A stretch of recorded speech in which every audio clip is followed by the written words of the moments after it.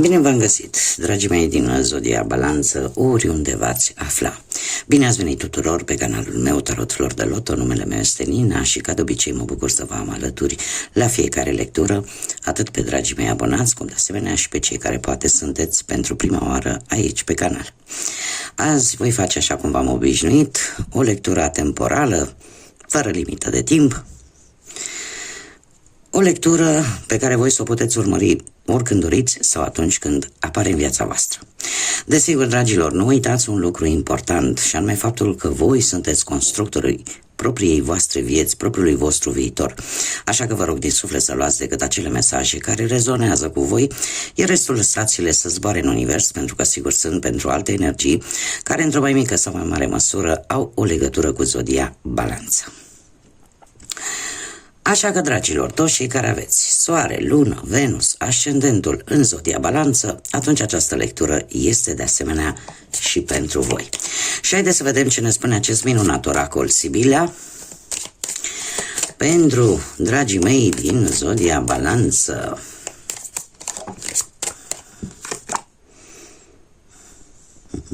Unii dintre voi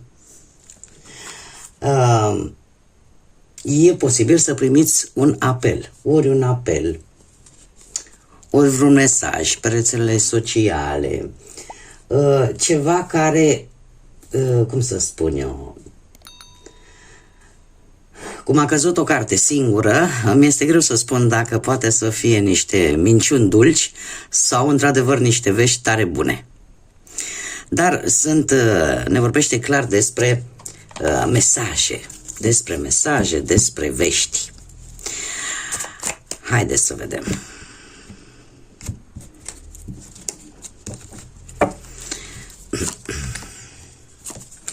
Dragilor, de curând ați avut parte de o revelație foarte importantă, ați aflat niște informații care au schimbat cumva anumite situații. Aș spune că mai ales că aici avem jucătorii.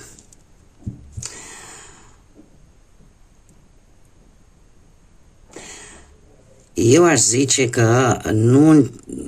Ce-mi spun mie cărțile?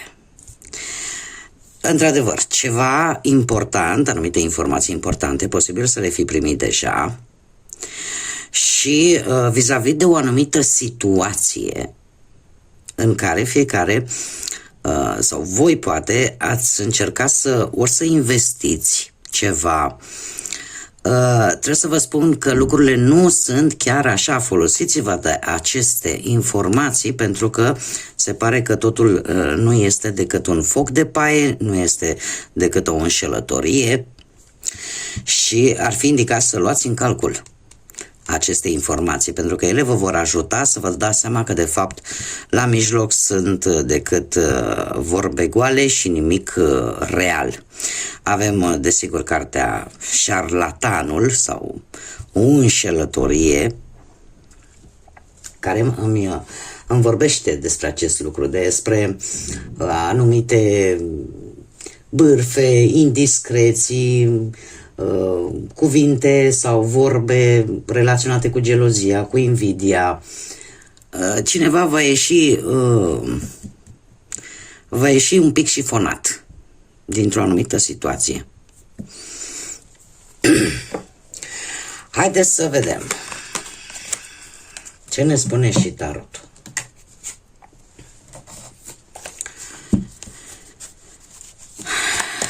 Ce vine pentru dragii mei din Balanță în următoarea perioadă? Probabil că și primul mesaj, prima carte care a căzut aleatoriu ne vorbea practic cam de același lucru, de niște vorbe dulci, niște minciuni dulci sau informații. Informații importante pe care voi va trebui să le luați în calcul. Haideți să vedem. Situația voastră actuală este una care vă poate reprezenta foarte bine propria voastră energie. De ce? Avem o regină de spade care reprezintă semnele de aer, la fel ca și voi, Gemeni, Balanță, Vărsător. Ce îmi spune această carte? Că în acest moment sunteți foarte severi, sunteți foarte independenți în modul în care gândiți. Încercați să judecați o situație anume într-un mod total imparțial și folosindu-vă foarte mult atât de logică cât și de rațiune. Aveți anumite puncte de vedere de care alții e posibil să se teamă. De ce? Pentru că treceți printr-o perioadă în care spuneți lucrurilor pe nume într-un mod foarte direct, iar asta e posibil să nu prea placă unora. Dacă nu vorbim neapărat de voi, putem vorbi de cineva din cercul vostru intim, că poate să fie o mamă, o soacră, vreo soră, care să aibă aceste caracteristici. Dacă vorbim de muncă, ori că voi sunteți ca și șefi, foarte duri, foarte inflexibili și nu prea, cum să spun eu, încercați să vedeți decât partea practică a lucrurilor în ceea ce privește viața voastră profesională, sau aveți la muncă un șef dur, inflexibil, sau vreun coleg de muncă care poate să fie un puternic rival și care să nu prea pese așa de sentimentele voastre. Și acest lucru poate să fie. Dacă vorbim de bani, situația actuală ne vorbește despre un personaj puternic care joacă un rol important din punct de vedere financiar pentru voi. Puteți fi voi sau poate să fie altcineva care să aibă legătură cu zodiile de aer, cum am mai spus, Gemeni, Balanță sau Vărsător. Sunteți într-o perioadă în care faceți, cum să spun eu, cheltuieli într-un mod inteligent, nu prea cheltuiți impulsiv și de obicei nu sunteți tocmai într-o fază în care să dați cu banii în stânga și în dreapta. Dacă vorbim de viață sentimentală, această carte îmi vorbește despre un personaj, o energie în mare parte feminină, dar fiind o lectură generală, o putem adapta, da, poate să fie și o energie masculină, dar în mare parte este o energie feminină foarte puternică și care, mare atenție, poate influența în bine sau în rău relația voastră. Cum de asemenea puteți fi și voi. Depinde oarecum de voi. Cum se rezolvă sau nu se vor rezolva anumite situații în relația voastră. Această carte vine și cu o mică atenționare la impulsivitate și la dialogurile astea prea directe. Da? Încercați cumva să aveți un dialog destul de asertiv. Dacă vorbim de cei care sunteți singurei, se pare că sunteți într-un moment în care sunteți foarte închiși în voi. Nu prea vă mai place să vă scoateți din prima sau prea ușor sentimentele pe care le țineți în interiorul vostru. Sunteți probabil că unii dintre voi ați fost foarte răniți și nu odată, iar lucrul ăsta v-a făcut să luați decizia asta de a fi un pic mai reci. Acum, ce nu este în favoarea voastră? Avem un 7 de monede. Ce nu este în favoarea voastră în următoarea perioadă? Faptul că eu aș zice că sunteți cumva într-o perioadă în care nu prea vă place să pierdeți timpul. Adică nu aveți răbdarea de a vedea anumite rezultate. Și lucrul ăsta cumva e posibil să joace un pic contra voastră. De ce? Pentru că, nu știu, dacă nu există, începi un plan, începi un proiect, dar dacă nu ai răbdarea necesară și încerci să-l grăbești mai mult decât este necesar, e posibil ca lucrul ăsta să joace un rol negativ pentru voi. Asta așa la modul general. Nu știu, unii dintre voi e posibil să o facă tocmai din teama de a nu da greș. Sau din nerăbdarea ca ceva rău să se termine. Și atunci cumva încercați să grăbiți lucrurile și nu lăsați ca situația respectivă să se desfășoare în timpul său natural, ca să zic așa. Dar lucrul acesta va juca un pic în defavoarea voastră. Da? Graba strică treaba. Ce este în schimb în favoarea voastră este foarte interesant. De ce? Pentru că avem o poziție pozitivă, dar cu o carte cu energie negativă, că avem turnul. În favoarea voastră, de fapt și de drept, este o situație total neprevăzută, care într-adevăr vă va zgudui tare, tare bine, dar care va scoate la iveală tot ce este putred, tot ce este stricat din viața voastră, îți va deschide ochii. Chiar dacă aparent voi o să o percepeți ca ceva foarte, foarte negativ, această carte vine cu certitudinea că într-un viitor apropiat, după această situație neprevăzută care vine în viața voastră, poate să vină în orice domeniu al vieții voastre, atât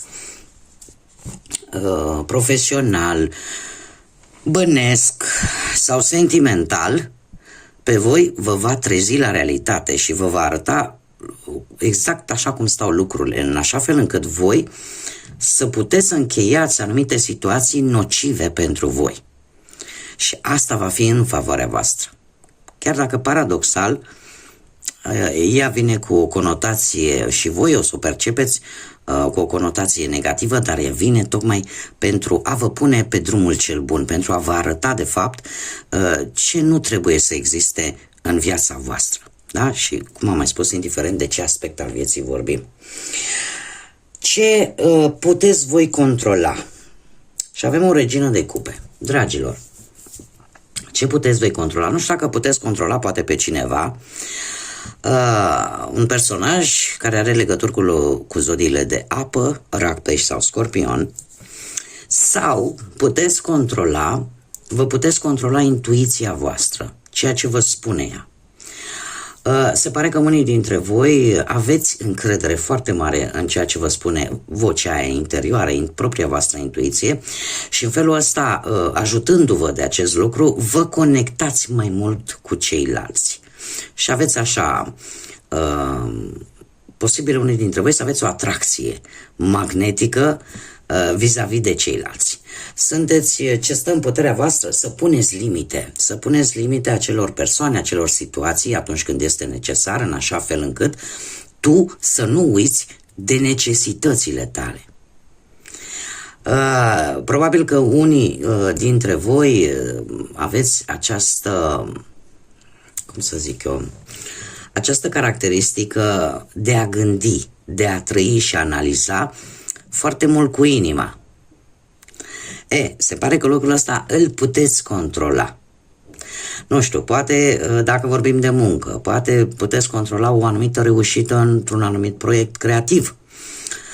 Sau puteți controla relația cu o persoană nouă, mare atenție, pe planul profesional, care pe voi vă poate ajuta sau chiar poate să vă devină o bună aliată această persoană în a reuși, da, într-un proiect anume, într-un plan anume, pe plan profesional.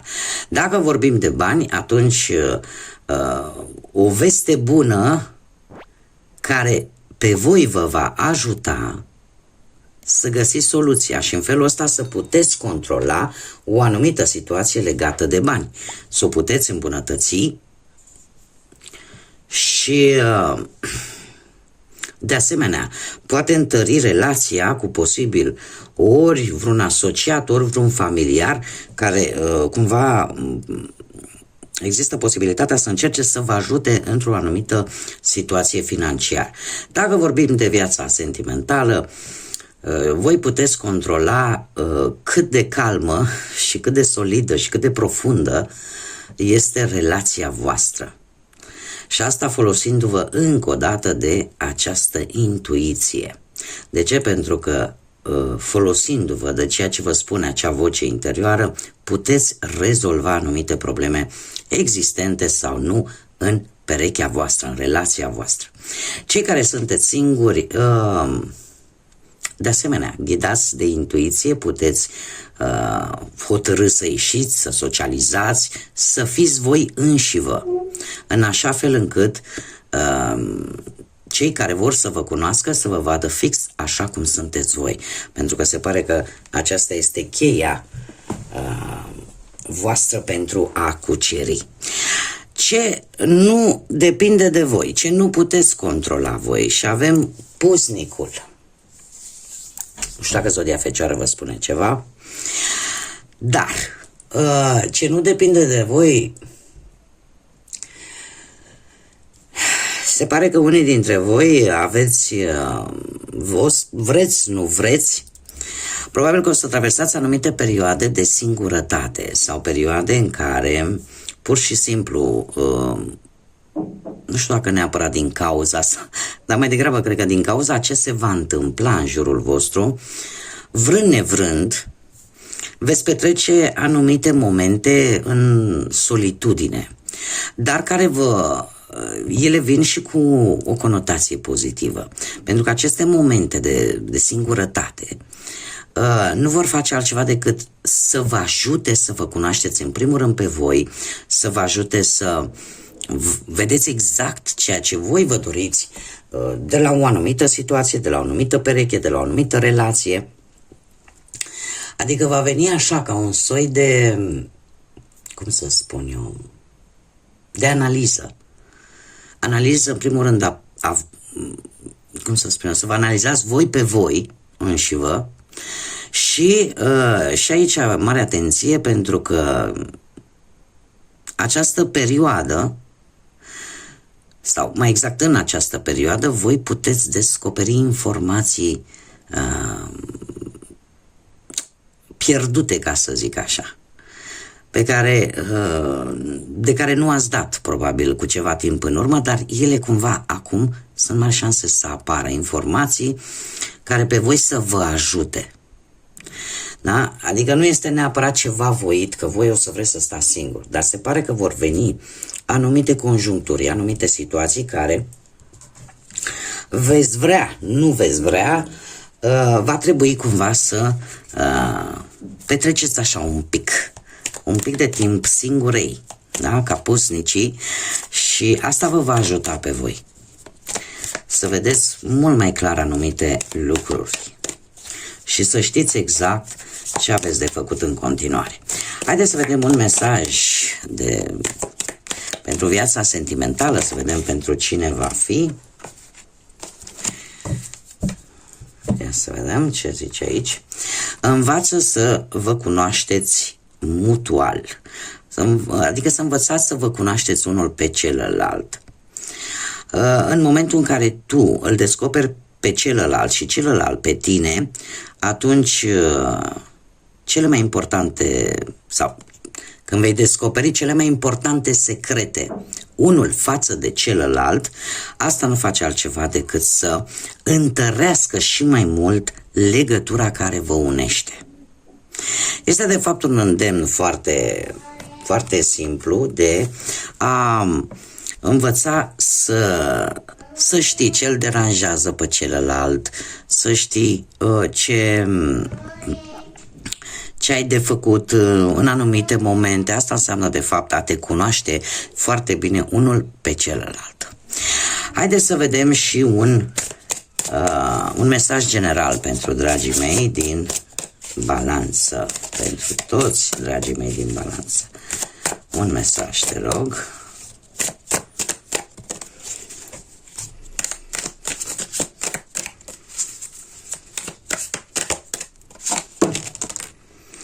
Sălbatic și minunat.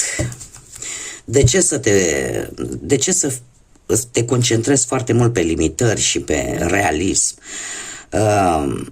Acele gânduri și acele miracole nu cer neapărat o explicație lineală, da? Sau o metodă anume. De multe ori lucrurile inexplicabile și ilogice, dar magice, se întâmplă în fiecare zi. Este de fapt un îndemn de atunci când ți se întâmplă ceva frumos, atunci când ți se întâmplă ceva care părea de neconceput că se va întâmpla, de multe ori lucrurile astea magice, ca să zic așa, minunate, care apar în viața voastră, nu necesită neapărat o explicație logică sau o explicație să zic așa, un pic rațională. Pur și simplu, minunile se întâmplă pentru că se întâmplă. Și decât să îți impui anumite limite sau este de fapt un îndemn de a nu fi poate atât de realiști, de a vă lăsa cumva purtați de acea magie care poate veni în viața voastră, sub diferite forme. Pur și simplu, bucurați-vă de ea. Tocmai de aceea și acest mesaj e sălbatic, dar minunat. Adică bucură-te de lucrurile care, chiar dacă nu au o explicație logică, asta nu înseamnă că ele sunt total negative și că nu te poți bucura de ele.